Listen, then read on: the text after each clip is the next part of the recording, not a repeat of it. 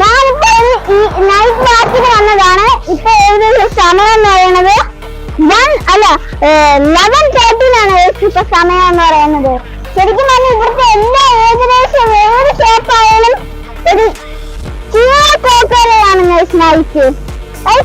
ഇന്ന് ഞാനാണെങ്കിൽ ഒരു നൈറ്റ് വാക്കിന് പിന്നെ ഇറങ്ങിയതാണ്. നമുക്ക് എന്തൊക്കെ കാണാൻ പറ്റുമോ നോക്കാം. ഇങ്ങനെ പോകുമ്പോ ഞാൻ ദമാമിലൊരു ബ്യൂട്ടിഫുൾ സ്ഥലം കാണിച്ചു. ദമാം എന്നാണ് ഇവിടെ എഴുതിയിരിക്കുന്നത്, നിങ്ങൾക്ക് കാണാൻ പറ്റും.